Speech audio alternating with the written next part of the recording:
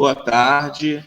Boa tarde para quem está no Amazonas, em Itabatinga. Boa noite para quem se encontra no Rio e outros estados do Brasil. Eu sou Leonardo Peixoto, sou professor da Universidade do Estado do Amazonas, do Programa de Pós-Graduação em Educação, e estamos começando hoje mais uma atividade do Fórum Permanente de Pesquisa Narrativa. O fórum que reúne uma quantidade de grupos de pesquisas no Brasil e também na Argentina, um dos pesquisadores, uma das pesquisadoras. E hoje o nosso convidado é o professor João Pacheco de Oliveira, professor titular do Programa de Pós-Graduação em Antropologia Social do Museu Nacional da UFRJ. Bom, o professor João Pacheco, ele é antropólogo, fez pesquisa de campo prolongada com os índios Ticuna, no Alto Solimões, na Amazônia, sobretudo na cidade de Tabatinga, onde eu resido, de onde falo nesse momento, o que resultou na sua dissertação de mestrado e na sua tese de doutorado. Ele realizou também pesquisas sobre políticas públicas, coordenando um amplo projeto de monitoramento das terras indígenas no Brasil, no período de 86 a 94, com apoio da Fundação Ford, projeto que resultou em muitos trabalhos analíticos, coletâneas e atlas. Já orientou mais de 80 teses e dissertações no Programa de Pós-Graduação em Antropologia Social do Museu Nacional da UFRJ e também na Universidade Federal do Amazonas, UFAM, voltadas sobretudo para povos indígenas da Amazônia e do Nordeste, em programa comparativo de pesquisa e etnicidade, território apoiado pelo CNPq e FINEP. Nos últimos anos, ele vem se dedicando ao estudo de questões ligadas à antropologia do colonialismo e à antropologia histórica, desenvolvendo trabalhos relacionados ao processo de formação nacional e à historiografia, bem como a museus e coleções etnográficas. Ele é curador das coleções etnológicas do Museu Nacional, junto com lideranças indígenas, foi um dos fundadores do MAGUTA, o Centro de Documentação e Pesquisa do Alto Solimões, sediado em Benjamin Constant, também aqui no Alto Solimões, que deu origem ao Museu MAGUTA, que hoje é administrado diretamente pelo movimento indígena. Atualmente, o professor João Pacheco coordena o projeto Os Brasis e Suas Memórias, que se propõe a produzir, divulgar e interpretar dados sobre a continuada e persistente presença da população indígena no Brasil, não apenas no período colonial e no século XIX, mas, sobretudo, no Brasil republicano e atual. Este projeto aborda a história a partir das biografias indígenas, que é o tema central da nossa live, intitulada Biografias Indígenas, um caminho para reescrever a história do Brasil. Então, é com muita honra, com muita alegria, que eu chamo para estar com a gente o professor João Pacheco. Bom, boa noite, Leonardo. Eu peço desculpa às pessoas, porque a minha conexão é um pouquinho mais lenta do que o normal, mas, João, é um prazer muito grande estar com você. Então, como a gente combinou, você tem aí um tempo de fala e depois a gente vai vendo as interações e os comentários que possam surgir no YouTube. E eu também preparei aqui algumas questões para a gente dialogar um pouco mais. Muito obrigado por aceitar participar das atividades do Fórum de Pesquisa Narrativa. Bem, boa noite a todos. É uma satisfação estar aqui atendendo a um convite do Leonardo, um pesquisador pelo qual eu tenho muito respeito e carinho também, acompanhei a trajetória dele durante alguns anos, inclusive no seu doutorado também, fui da sua banca de doutorado e eu acho que é uma aquisição importante para o Alto Solimões e para os debates aí desse fórum. Fico muito contente também pelo convite ser feito para o Fórum Permanente de Pesquisa Narrativa.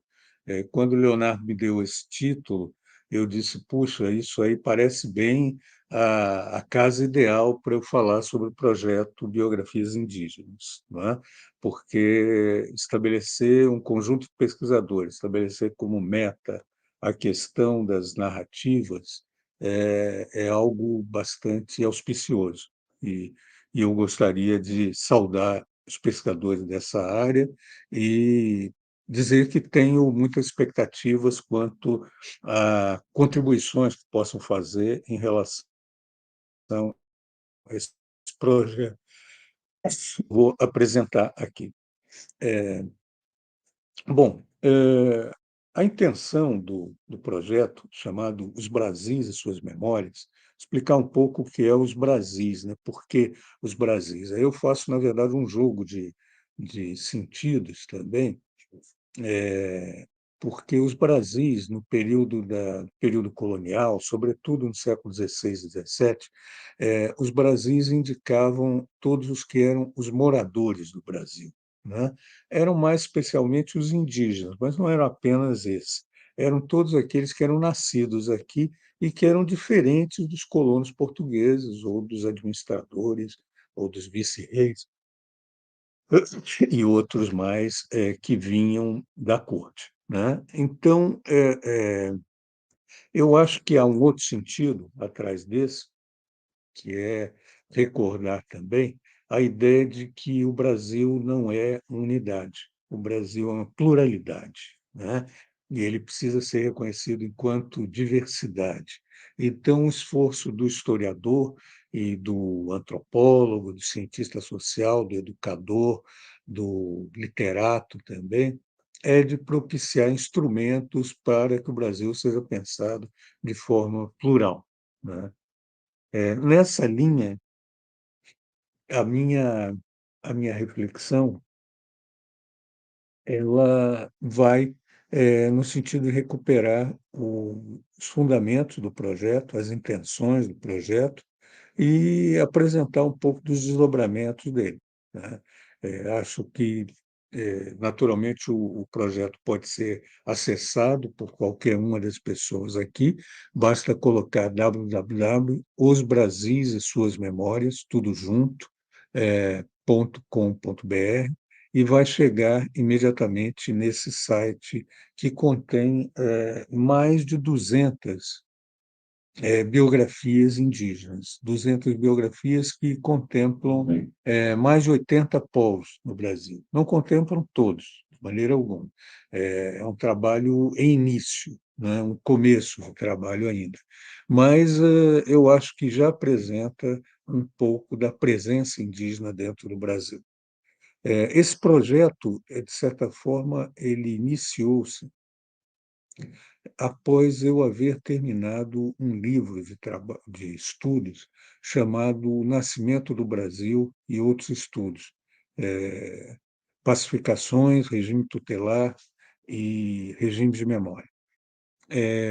Eu acho que esse livro ele contém talvez assim os fundamentos mais teóricos desse projeto, né?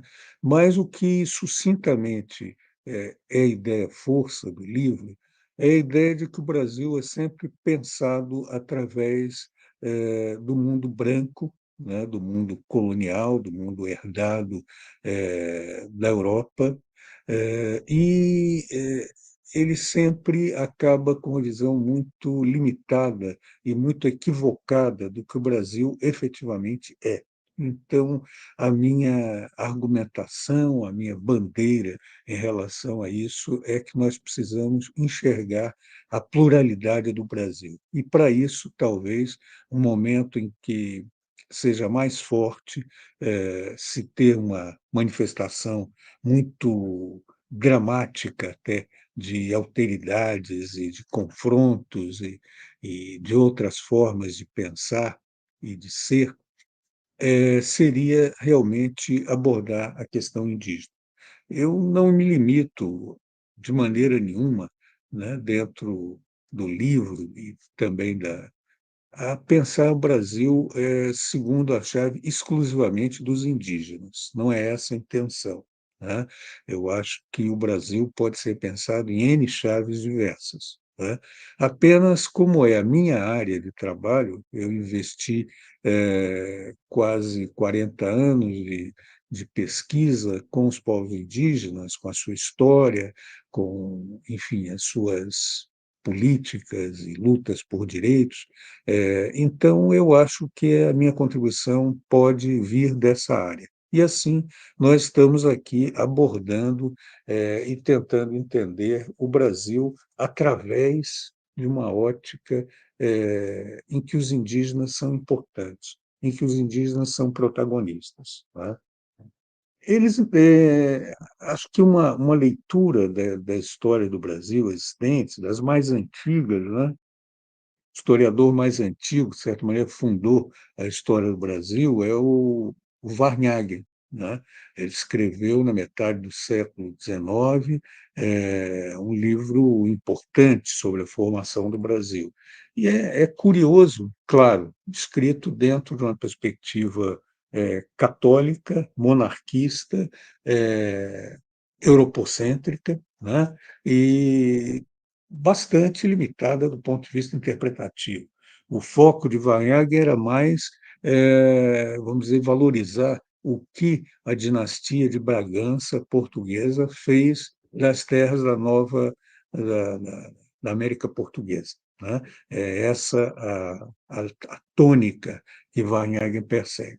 Mas, no entanto, né, a diferença do que muitas pessoas às vezes argumentam, os indígenas não são invisíveis dentro da fala ou da história narrada por Vanhagen. Ao contrário, você vai ver extremamente carregado descrição sobre presença de indígenas em todos os momentos da história, de modo mais denso no primeiro século, né? Mas depois também aparece isso com mais detalhes. O que existe é que há um apagamento em termos dessa importância. Quer dizer, os indígenas são sempre percebidos como desimportantes.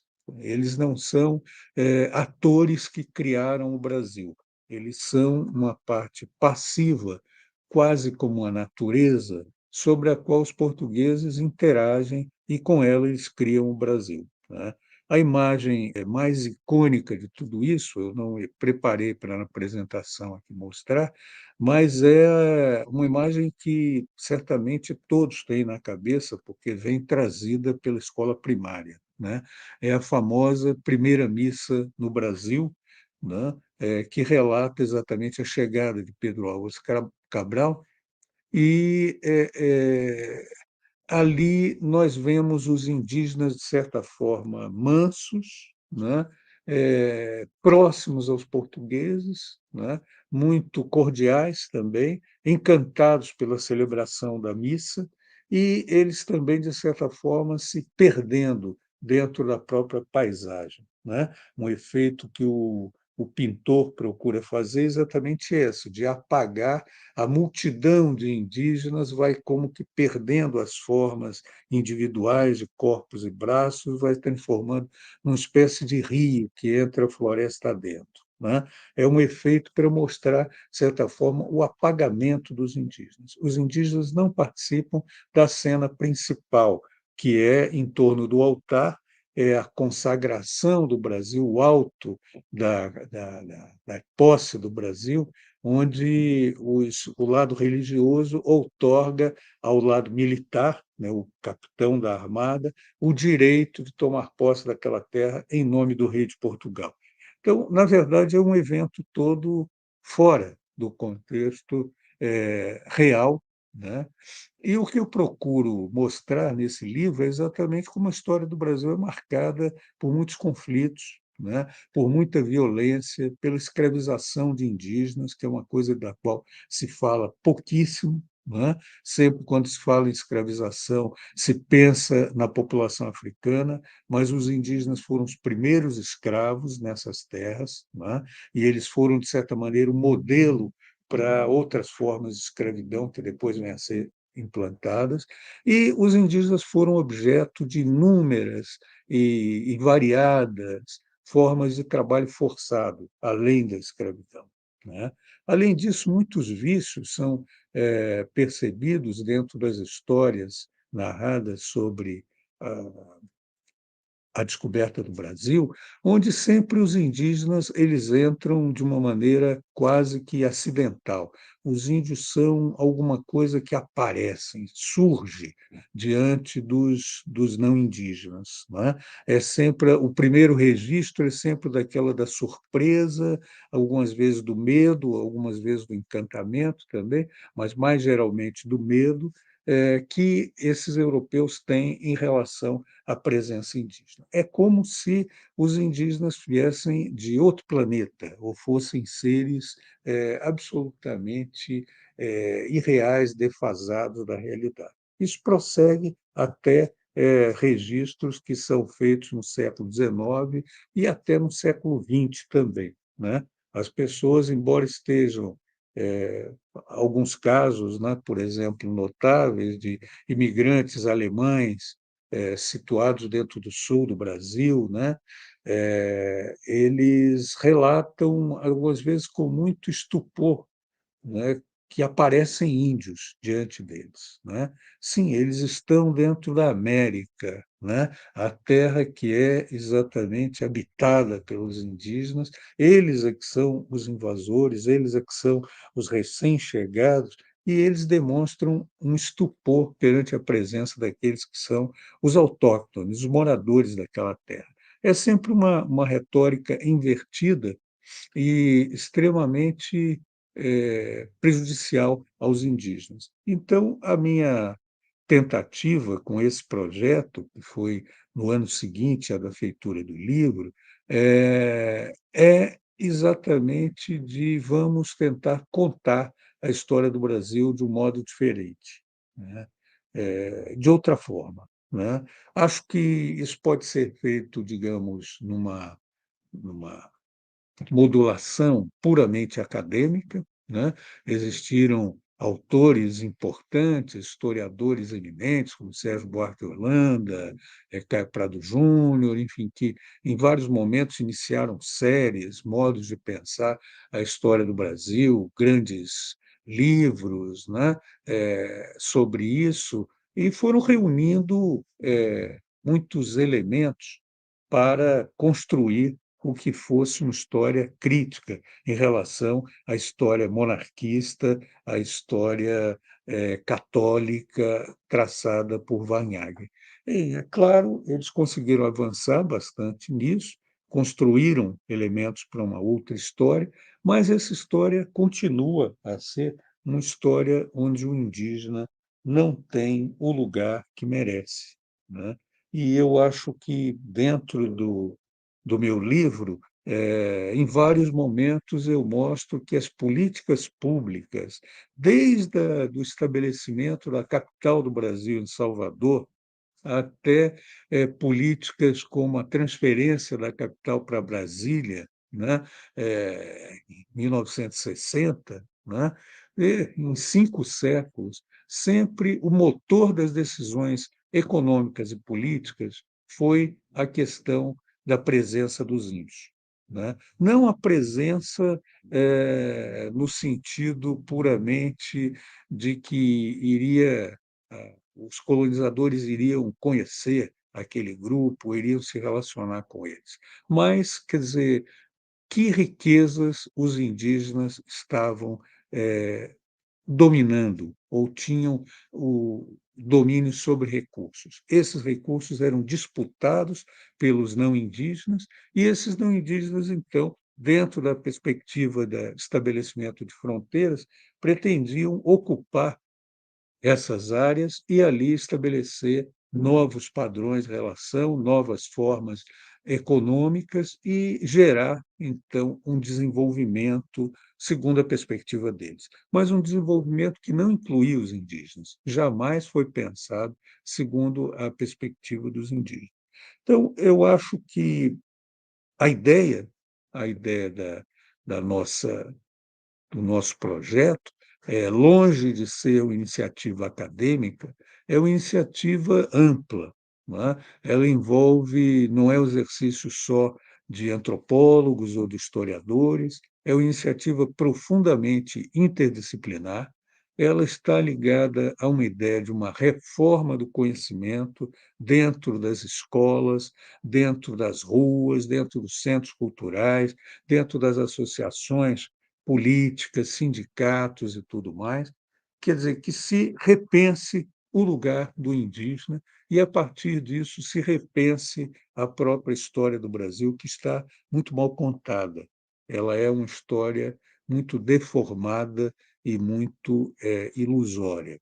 Então, eu acho que esse projeto ele tem exatamente como intenção mobilizar os pesquisadores, por um lado, e mobilizar os indígenas para que eles contem a sua história através de biografias. E o meu estímulo sempre do encontro com indígenas, mais especialmente, fizemos várias oficinas no ano de 2018, 2019, não pudemos continuar com isso durante os anos seguintes, em função da pandemia e do fechamento das áreas indígenas, mas fizemos muitas oficinas e sempre o chamado que nós fazíamos era esse: narrem a vida das pessoas que são importantes para vocês, daquelas pessoas que garantiram o território onde vocês estão, aquelas pessoas que asseguraram a manutenção da cultura, da língua, aquelas pessoas que lutaram por direitos ou por coisas que são fundamentais para que vocês estejam hoje vivos dentro do Brasil contemporâneo. Então, são esses grandes homens, né? A expressão até não é muito brasileira, né? Isso é muito usado na região do Pacífico, né? São os grandes homens de alguns lugares, a Nova Caledônia tem muito essa expressão dos grandes homens, são os grandes chefes, principalmente, e essas pessoas têm biografias conhecidas, as suas histórias são narradas, repetidas, muitas vezes depois da sua morte, gerações passadas. Então, eu acho que essa ideia seria de que vamos tentar contar as histórias desses grandes homens, e através dessas histórias, vamos recontar a história das comunidades e povos indígenas. Vamos contar como elas resistiram, como elas estão vivas hoje, né? Os valores que elas tiveram, as violências que sofreram, né? E também, naturalmente, as vitórias que conseguiram, né? Eu acho que é essa a nossa intenção dentro desse projeto, e para o qual nós achamos que a participação indígena é alguma coisa de essencial, né? Acho que ouvir os indígenas das várias áreas sempre foi para nós um estímulo muito grande, né?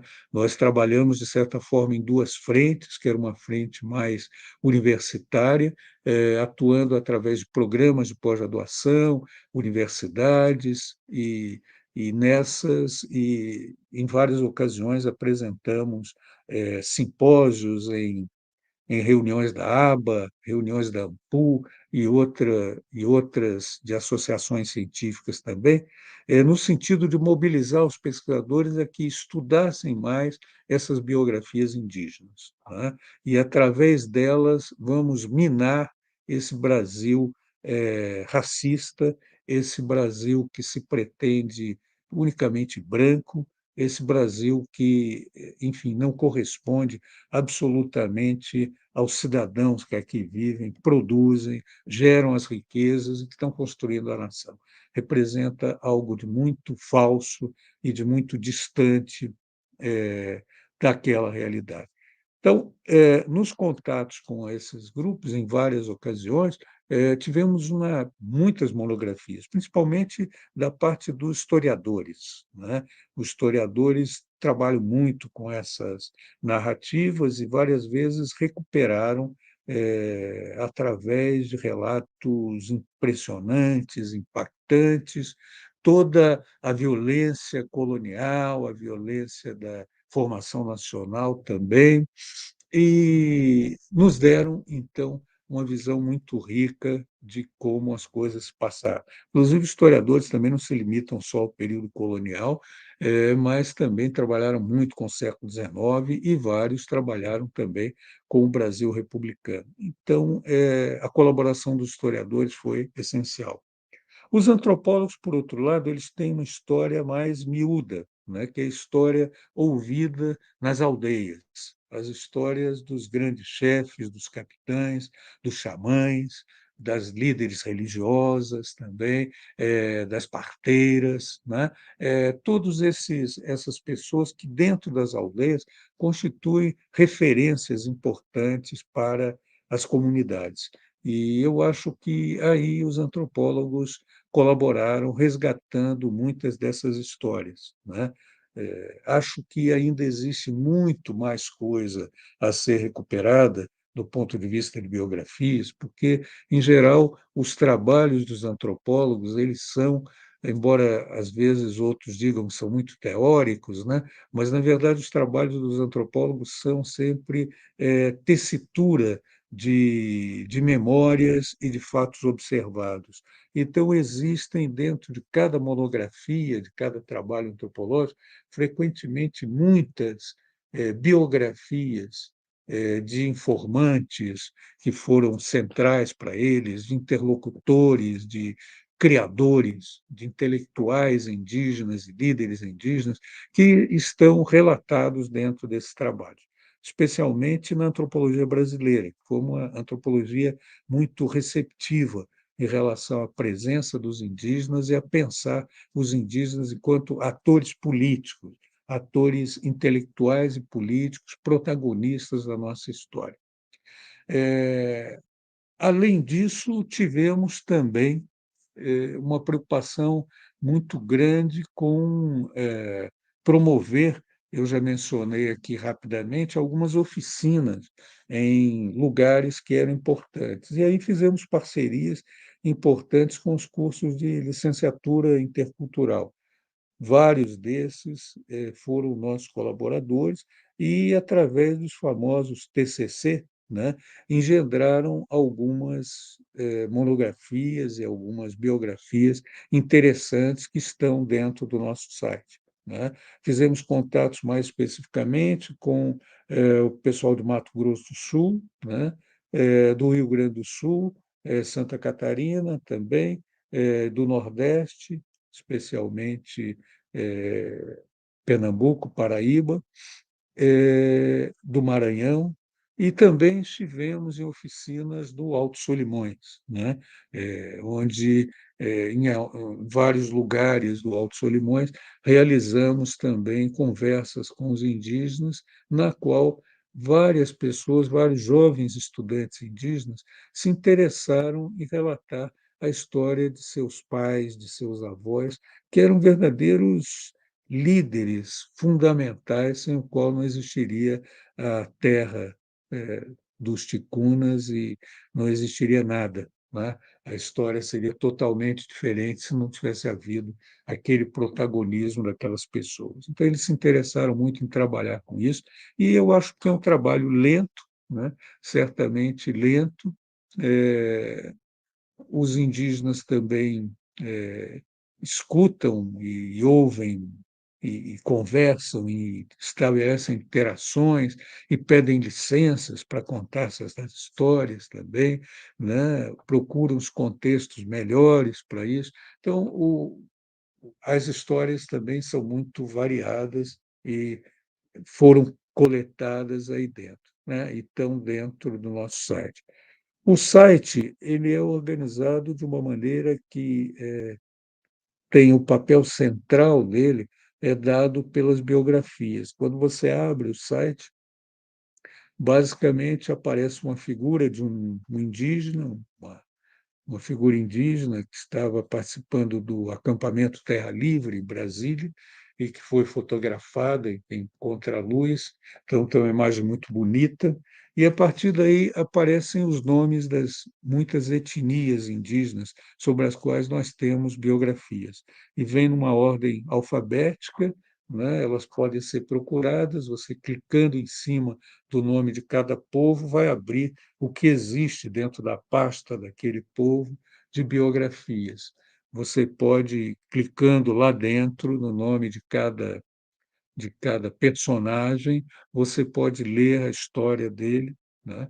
Existem também algumas que são muito bem documentadas, tem muitas fotografias, tem mapas da região, tem documentos de valor histórico. Enfim, as biografias não nos preocupamos de que elas fossem homogêneas.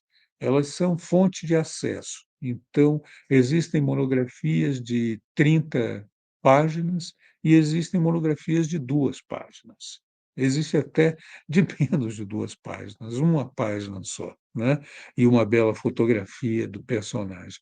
Mas, enfim, eu acho que sempre estimulamos muito os, os que apresentam esse material a que busquem imagens, né? Porque um site ele tem essa possibilidade de funcionar enquanto repertório de imagens, né? E as imagens impactam muito as pessoas também, e também podem ser feitas e enviadas gravações, né?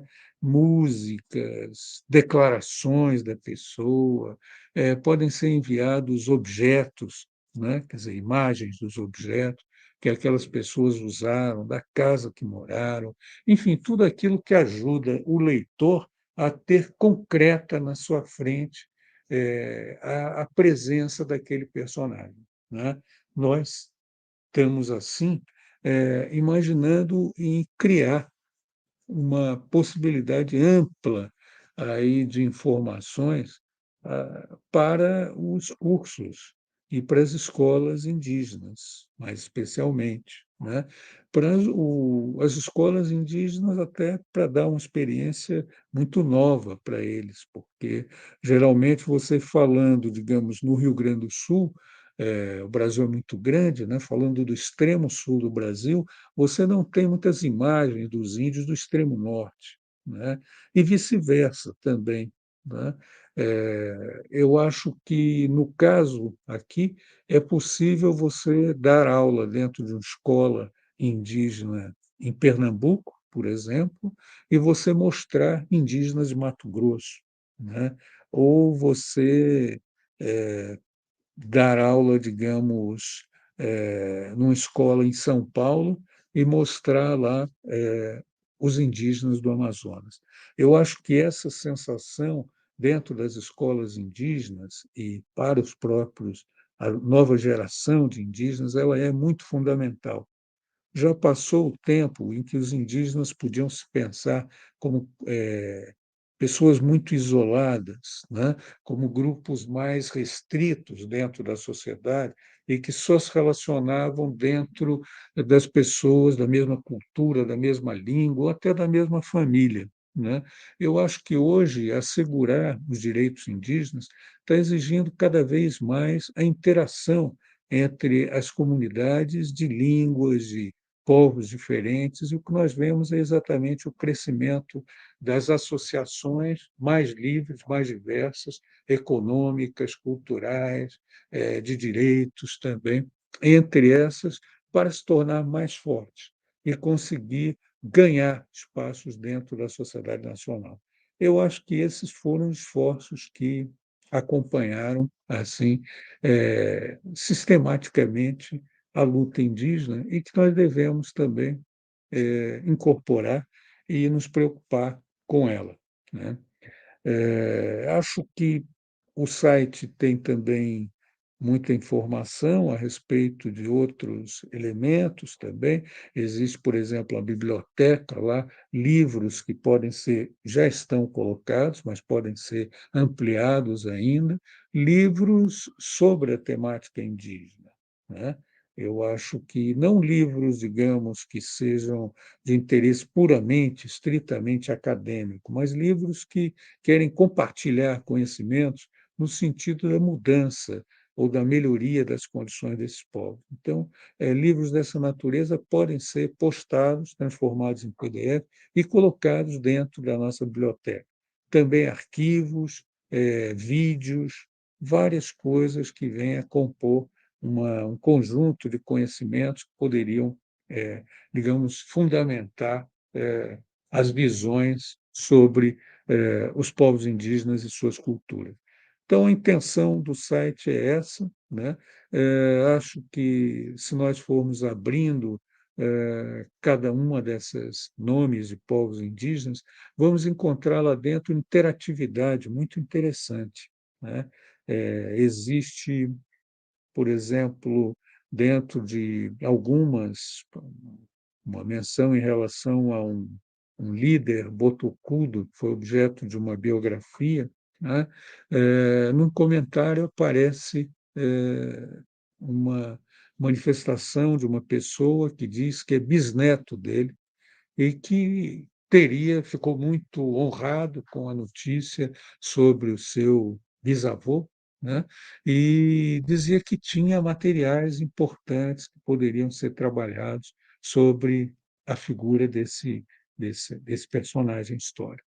Eu acho que muitas vezes as informações são de outra natureza, simplesmente de fortalecimento político, cumprimento pela resistência, são às vezes manifestações de saudade em relação a pessoas que faleceram, especialmente as que faleceram mais recentemente de Covid, né? E, na verdade, o Covid foi uma uma coisa que afetou terrivelmente o Brasil como um todo, mas afetou os indígenas em especial, muito mais fortemente do que o próprio Brasil. As taxas em relação aos indígenas foram mais elevadas e também o impacto entre os indígenas foi ainda mais pesado, porque atingiu, sobretudo, aquelas lideranças mais antigas, o que eles chamam sábios, né?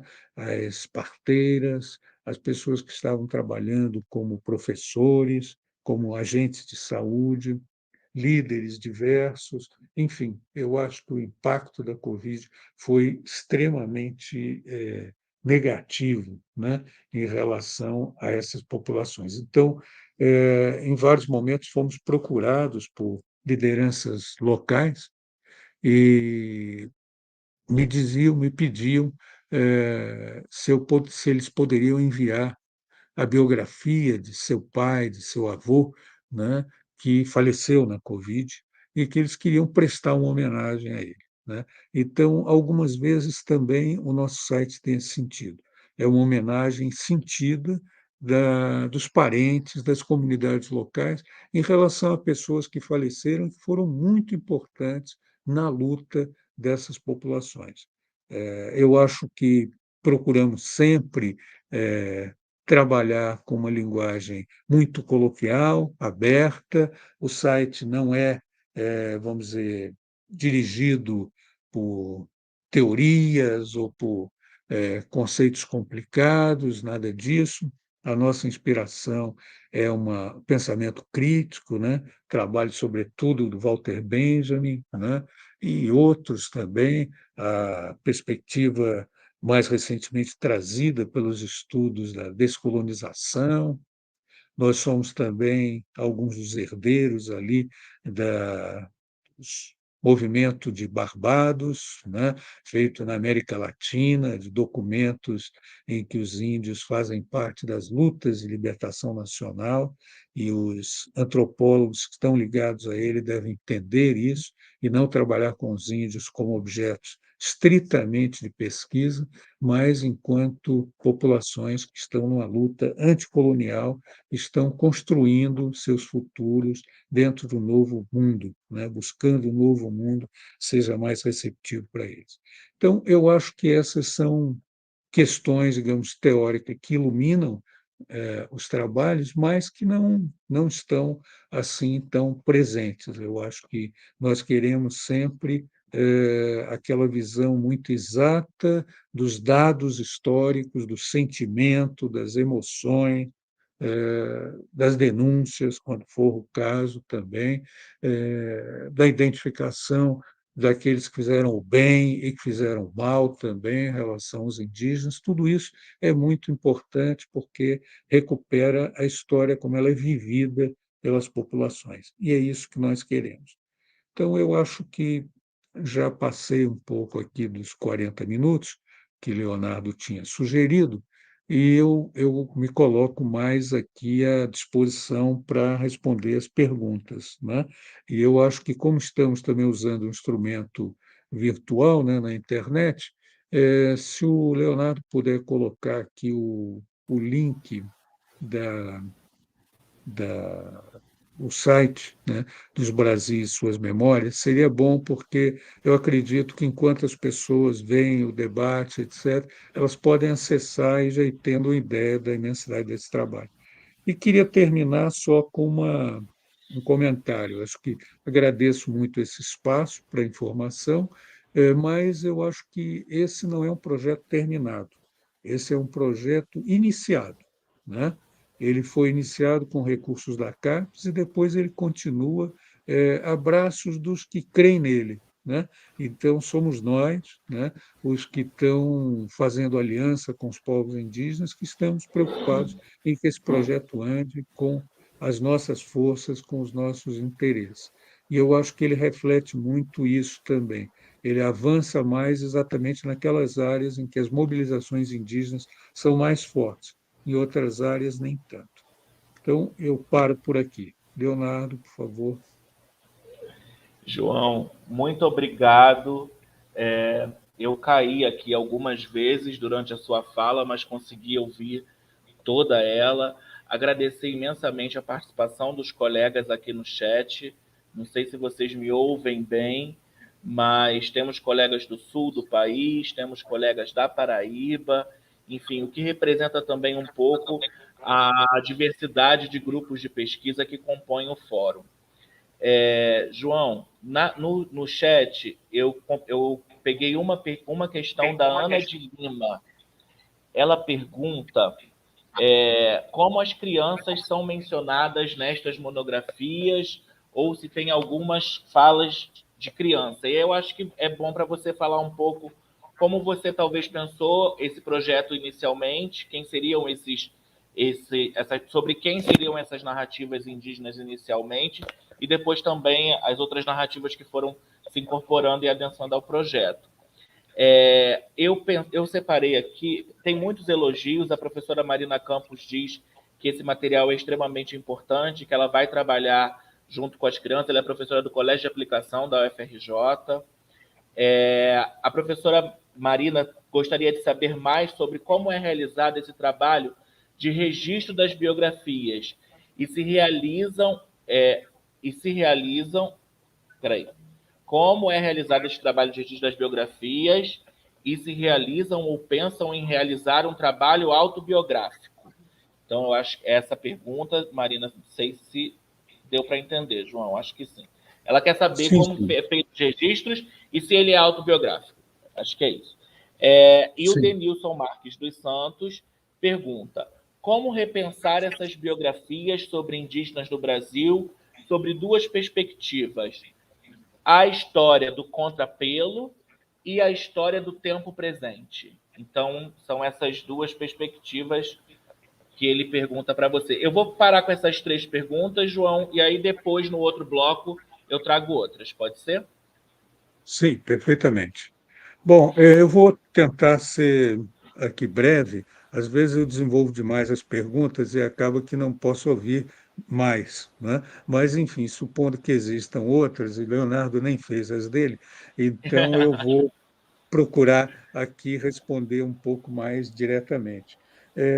Sobre a Ana Lima, as crianças elas são um pouco o nosso foco de atenção, mas enquanto aqueles que ouviriam as narrativas, né? Mas sempre pensamos a ideia de crianças também ela é um pouco vaga, eu até diria mais de jovens, né? Não são tanto crianças numa idade pré-escolar ou não são pessoas que ainda não têm capacidade de leitura. Em geral, são mais pessoas que estão frequentando a escola, já fizeram o primário, né?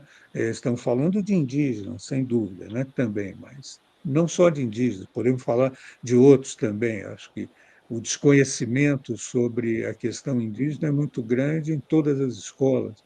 E eu saúdo aí a presença da professora Marina, né, do Colégio de Aplicação, porque realmente é notável. Eu acho que algumas vezes o que eu preparo para ser passado numa escola indígena, eu poderia passar perfeitamente numa faculdade, porque o grau de desconhecimento é muito alto dentro da sociedade brasileira em relação aos indígenas. Então, eu acho que esses materiais têm um valor muito grande também para o não indígena. Mas, enfim, Ana, eu acho que nós não temos biografias a respeito das crianças, porque as crianças elas são aquelas que né, estão em processo de se transformarem em homens e mulheres, integrarem mais fortemente a vida social. Eu acho que o que nós queremos é exatamente falar, formar as crianças, informar as crianças do que foi feito. Então, eu acho que há uma parceria, e foi pensada sempre uma parceria muito grande entre esse projeto e as escolas indígenas e as escolas não indígenas. O que nós estamos querendo é fornecer material para sensibilizar essas pessoas. E acho que, passando à segunda questão aí da professora Marina, acho que trabalhar com biografias é uma maneira também de trazer essa emoção a um domínio mais forte, né? Falar de pessoas concretas, de eventos, de vitórias, de derrotas, de crimes, eu acho que é um elemento em que nós estamos sempre colocando a afetividade, os valores, os debates, e eu acho que, nesse sentido, as biografias são muito ricas. Eu acho que elas trazem um apelo a todas as pessoas. Acho que uma coisa é falar da questão indígena em geral, e aí correndo o risco, porque eu organizei muitas exposições sobre índios também, né? E algumas vezes acompanhei o pessoal do Museu Nacional que faz prepara as visitas escolares, etc. Estive junto com visitas escolares também. A gente vê que grande parte das pessoas chegam lá com uma visão de índio americano, né? Elas chegam falando em how, e não sei o quê, e todos sentados, e não sei o quê. Então, eu acho que é preciso substituir esses indígenas pelos nossos indígenas, pelos indígenas reais, de carne e osso, né? Que estão nos jornais lutando pelos direitos indígenas, construindo cultura, estão nas universidades, estão em todo lugar, e pelos seus antepassados, que fizeram a história do Brasil, construíram toda a história do Brasil. Eu acho que é muito importante a gente dar para os índios, para as crianças e para os jovens, e para todos com quem temos contato, a ideia de que os índios são fundamentais para construir o Brasil. E começa isso, no caso Marina, até com a construção dessa cidade do Rio de Janeiro, ou de Salvador, ou de outras, né? E essas cidades foram, em grande parte, edificadas pelos indígenas, né? Ou em função dos indígenas. E quando nós vamos ver a origem dessa, dessas dessas unidades sociais, nós vemos a presença indígena. Só que o século XIX, principalmente, Varnhague e muitos outros também, apagaram isso e deixaram como não importante. E o que eles querem construir é uma história que nega a presença e o valor das coisas indígenas. Então, nós precisamos recuperar essas coisas. No site, Marina, existem informações minuciosas de como mandar a biografia, o tamanho, a formatação, tudo mais, como enviar. Não há um formato rígido em relação a isso. Existem biografias, como eu comentei, de 2 páginas, existem de 30. Existem algumas que têm muita foto, muita informação, outras que têm só um relato. Então, eu acho que cada um vai ver em função do caso, das informações que dispõe e do impacto que pretende atingir narrando aquela biografia, né? Eu acho que é isso. Existem também informações lá, Mariana, em relação a contatos. Quer dizer, que contatos você pode estabelecer com a equipe ou com pessoas da equipe também. Então, o site atende a todas essas informações. Para o Denilson, eu diria, bem, naturalmente o Denilson, pela pergunta, é um historiador, né? E ele já fala aqui da história alimentada pela inspiração do Benjamin, na qual eu me sinto muito próximo também. A história é Contrapelo, eu acho que é uma inspiração, foi uma inspiração para nós, sempre. Acho que não há dúvida que ela é muito importante. E a história do tempo presente. Eu acho que das duas nós temos uma relação muito simpática. Eu acho que talvez a minha diferença em relação a alguns historiadores que trabalham com o tempo presente é que, muitas vezes, eles estabelecem objetos que eles consideram altamente políticos, né? Como sindicatos, como movimentos, como coisas, partidos políticos, etc. E eu digo que existem outros atores políticos que nós precisamos entender. E esses atores são esses povos que, nesse momento, dentro desse contexto atual, são o inimigo principal desse governo, né? São aqueles que estão lutando pela preservação de suas áreas, enfrentando uma expansão desmedida do agronegócio, do garimpo dentro das suas terras. Então, acho que é muito importante termos essa perspectiva. Agora, Denilson, temos uma ideia de que vamos desenvolver isso provavelmente nesse ano, né, criar uma revista em que seja mais, digamos, analítica em relação ao material apresentado. Então, ela já tem um nome, tem uma formatação, e nós pretendemos que ela seja lançada exatamente como essa marca de 200 anos de Brasil, né? Mas mostrando um outro Brasil que está por trás disso. Não é o Brasil que está sempre, primeiro é português, depois é brasileiro, depois ele pode ser até ter simpatias pelo sindicalismo, pelo socialismo, mas é um Brasil branco, é um Brasil que ignora o aspecto racial do país, ignora os indígenas, ignora a população negra também. Enfim, é um Brasil ainda muito, muito europeu, né? E é isso, eu paro por aqui. João, eu gostaria então de também destacar aqui a fala da Gláucia Bastos, uma colega querida, que diz que projeto importante e necessário, um manancial de informações que pode inspirar outras biografias e outros trabalhos. Os Brasis agradecem. Registrar também a Catarina, que diz Roraima presente. E o Frederico pergunta se, dada a importância, o FOPEM poderá disponibilizar o vídeo sobre essa apresentação. Frederico, o vídeo vai ficar aqui no canal do FOPEM, então, acabando a nossa live, o vídeo fica aqui salvo. Eu não achei nenhuma outra pergunta, Ilana, se você achou, você bote aqui para mim, mas eu vou aproveitar, vou fazer aqui algumas questões que eu fui pensando, João.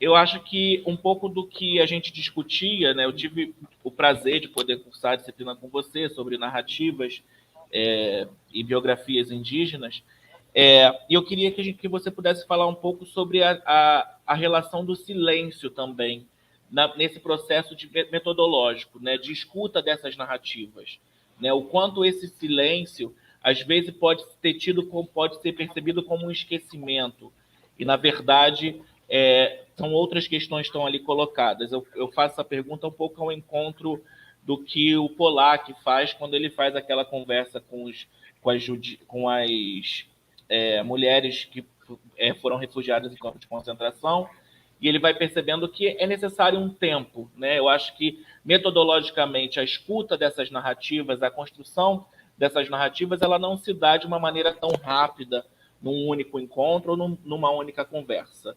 Então, eu queria que você pudesse falar um pouco sobre essa construção metodológica dessas biografias. E aí eu queria que você também pudesse falar para a gente sobre quem são essas vozes. Se essas vozes, por exemplo, presentes, normalmente são vozes de lideranças, eu já sabendo da resposta, tá, João? Mas estou te perguntando isso para que você fale para os outros também. Ou se são vozes também das comunidades que estão nas comunidades indígenas, não necessariamente lideranças. Então, quem seriam esses personagens e essas biografias que estão ali colocadas no projeto? E que podem vir também a se somar às outras. Acho que são essas duas questões. Sim, eu vou começar pela segunda. Acho que não são apenas lideranças. Às vezes, existem até autobiografias de lideranças e de intelectuais indígenas que estão colocados lá dentro. A pessoa mesmo escreveu o relato ou ditou para alguém e ela tem uma concepção que ela quer apresentar de si mesma, né? Então, acho que também alguém me perguntou sobre autobiografias. Existem várias dessas que são autobiografias, né? Muitas vezes a tendência não é essa, é de que uma pessoa fale sobre outro, né? E e eu acho que, em geral, no caso dos pesquisadores, eles vão procurar pessoas que foram centrais à vida daquela comunidade e que possam ajudar a entender a vida daquela comunidade e a inserção daquela comunidade dentro da sociedade brasileira. Então, em geral, vão abordar figuras que são de líderes ou xamãs, ou, enfim, pessoas que tiveram uma ascendência muito grande e participaram de alguma medida, ou línguas, como se dizia no passado, ou guias também no período colonial. Eu acho que são essas pessoas que tiveram, geralmente chamam muito a atenção. Agora, a seleção dos nomes a serem biografados ela segue, de certa maneira, dois eixos, né? E são os eixos que eu comentei. Um é talvez a relevância do ponto de vista de explicar a situação daquela comunidade e a sua história, né? Então, isso opera muito com o pesquisador, com o antropólogo, com o historiador, que ele busca mergulhar em um caso específico, mas no qual ele consegue ter uma visão geral do movimento existente dentro da sociedade. Então, ele faz uma escolha, digamos, analítica, né? Mas ele busca pensar alguém que seja um personagem-chave, personagem crítico, né? E que possa, de certa maneira, alimentar toda uma análise daquele contexto. Então, essa é uma abordagem mais feita pelos pesquisadores, né? Do ponto de vista dos indígenas, varia muito a perspectiva, né? Muitas vezes eu tive experiências no Alto Solimões, né? Encontrei várias pessoas que eram filhas ou netas de grandes líderes que atuaram na demarcação da terra e que queriam, ficaram fascinadas com o projeto e queriam relatar a história de seus pais e seus avós. Eu acho que era uma coisa interessante. Muitas vezes eles não conheciam muita coisa disso, porque nem sempre esses líderes falaram muito do que faziam, né? Eu acho que principalmente o que faziam externamente. Muitas vezes nas aldeias não havia muito conhecimento assim dessa importância que eles tinham para fora. Mas eu acho que esse é uma das coisas. Uma outra coisa muito comum também para buscar é a ideia de que você vai falar sobre pessoas não vivas, mas buscar os mortos, né? Como uma maneira de homenagear e recuperar uma memória que está se perdendo, né? Mas eu acho que tudo varia muito, né?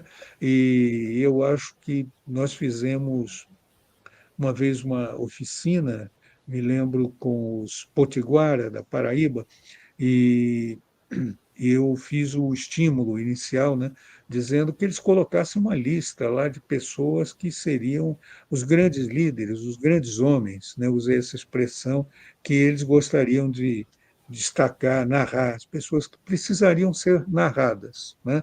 Era isso, explicando, claro, que não são necessariamente homens, mas são grandes, são importantes, era essa a marca. E eles começaram a fazer a lista, e essa lista, para mim, foi um aprendizado impressionante, porque essa lista chegou a mais de 100 nomes, né? Então eu disse, puxa vida, se nós fizermos 100 nomes sobre os Potiguara, nós vamos ter milhares de nomes sobre o Brasil como um todo. Pode ser rico até, mas é uma mega iniciativa. E eu percebi, claro, que muitos desses nomes eles eram lembrados por uma questão de justiça, por uma questão de reverência, né?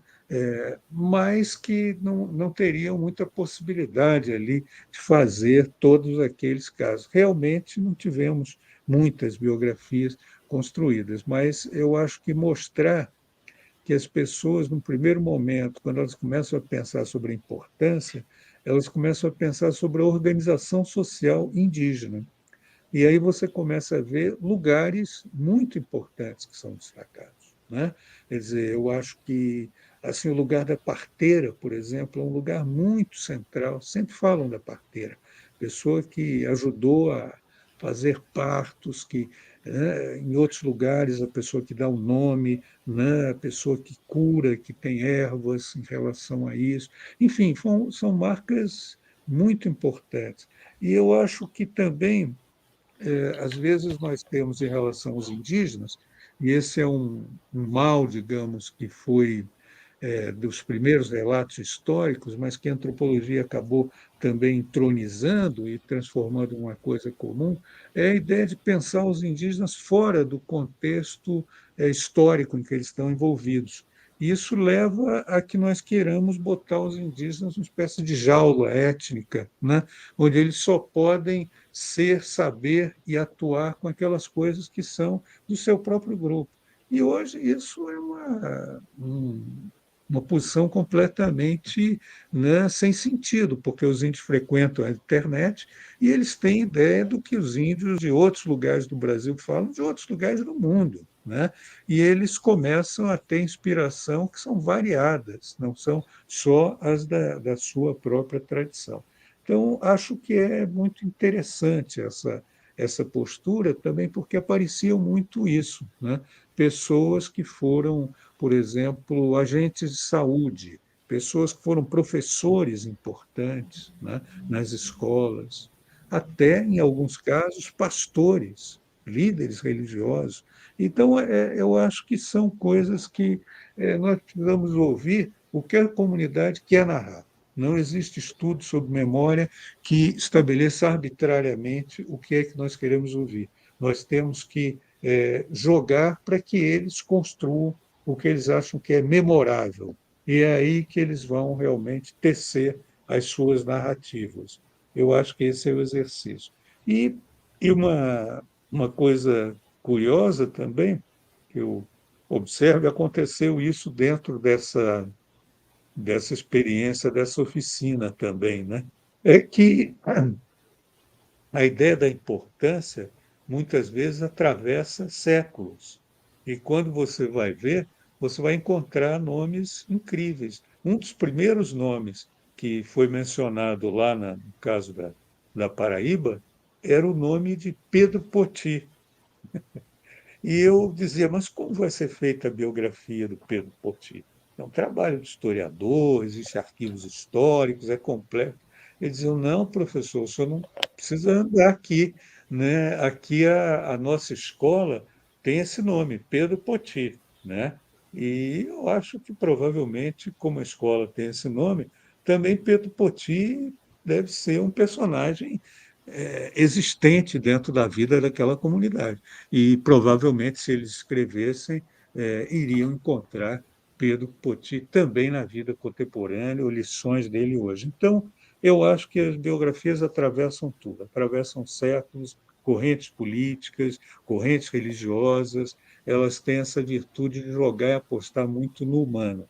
Eu acho que essa é a preocupação assim principal das biografias é essa de criar uma identificação entre as pessoas, os narradores, o narrado, né? Eu acho que esse jogo de identificação é alguma coisa muito positiva e nós devemos trabalhar sempre pensando nessa dimensão.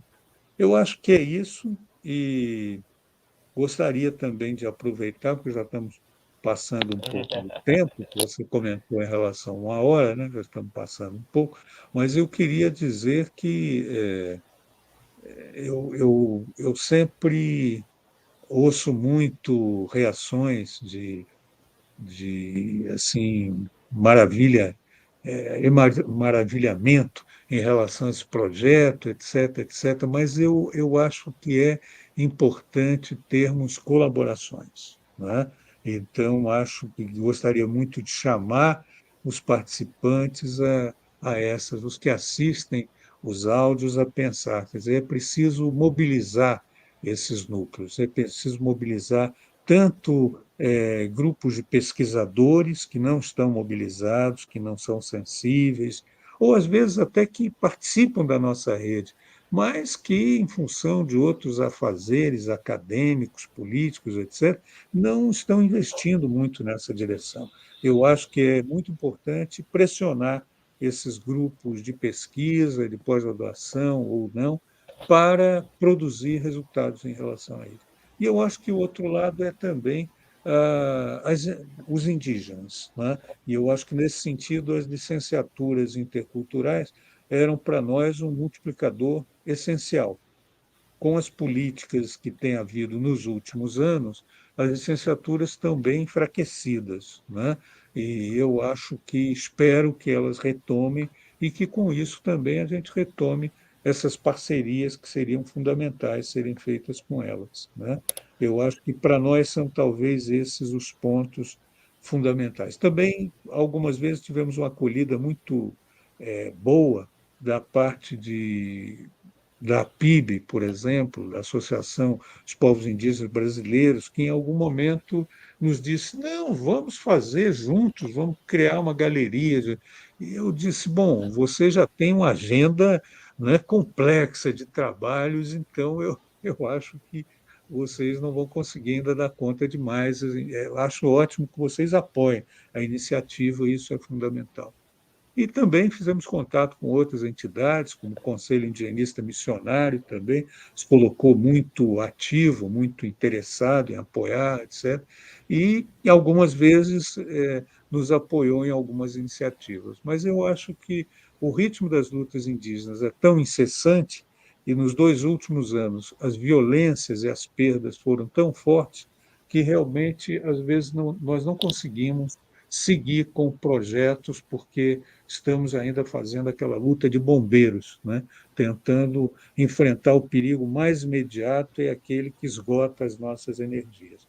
Mas esse projeto, eu acho que, à medida que ele chegue a um número grande de biografias, ele vai ser uma fonte histórica reconhecida.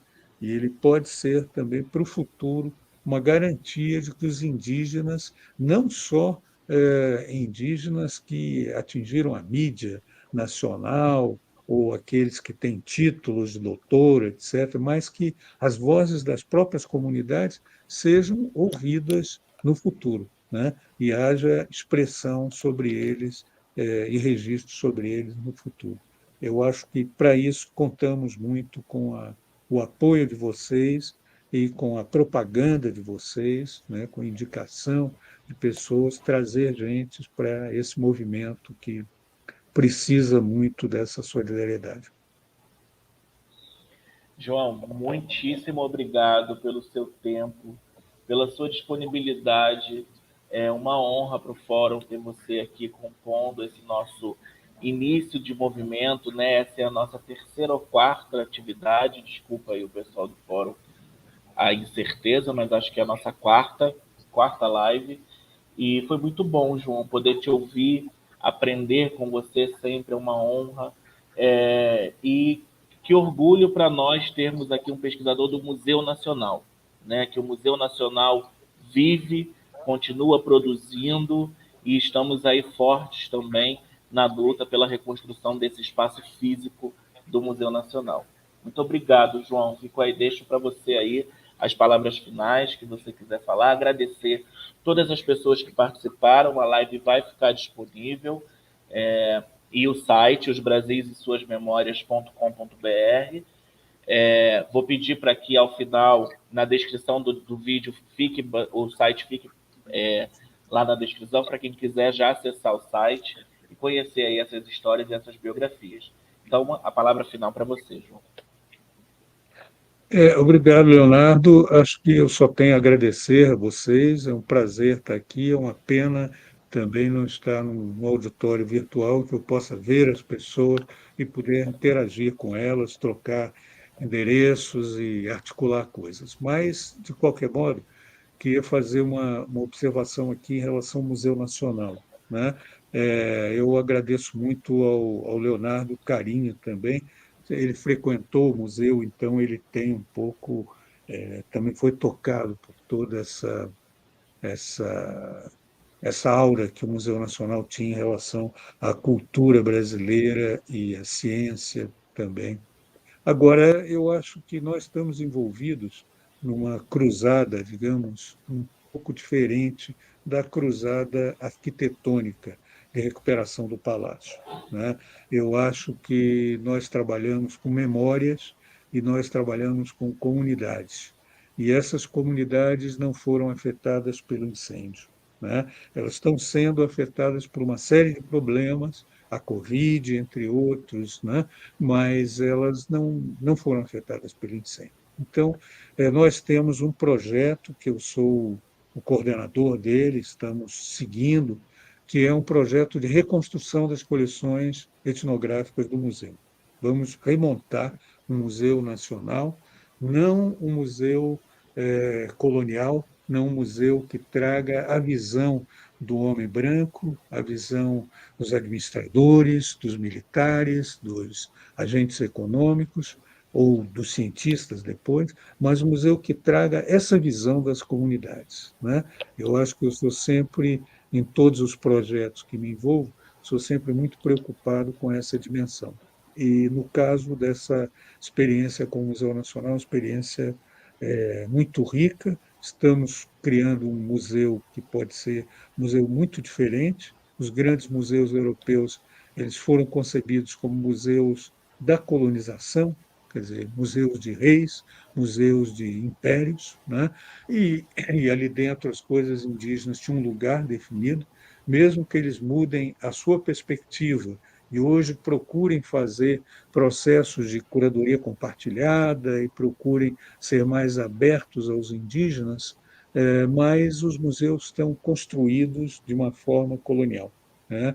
Eu acho que nós estamos agora dentro de um outro desafio de, num Brasil bastante destroçado do ponto de vista de ciência e cultura, reconstruir um museu dentro de novas normas, dentro de normas que sejam inclusivas, que sejam de respeitar um Brasil plural, de tornar esse museu uma casa do brasileiro diversificado, índio, negro, de todas as formas que seja, e não de um Brasil único, de um Brasil empobrecido e que expressa só uma visão do europeu. Então, eu acho que, também falando do projeto museu, eu acho que, de certa maneira, estou recuperando um projeto mais estratégico, porque os Brasis também caminham em linhas muito semelhantes, né?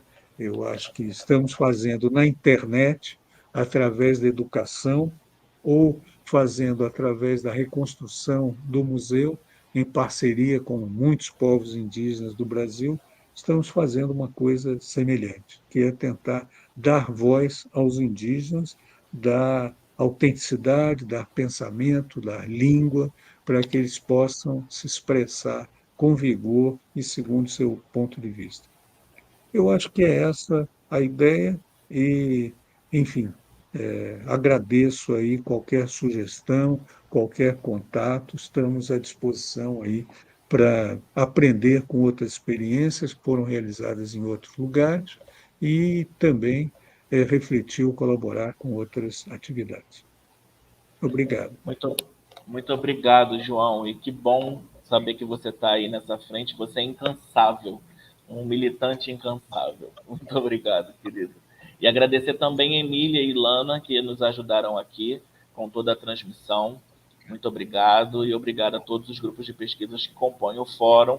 Eu não vou ter como falar todos, com risco de esquecer algum, mas em breve teremos mais uma atividade. Fiquem acompanhando aqui o canal do fórum.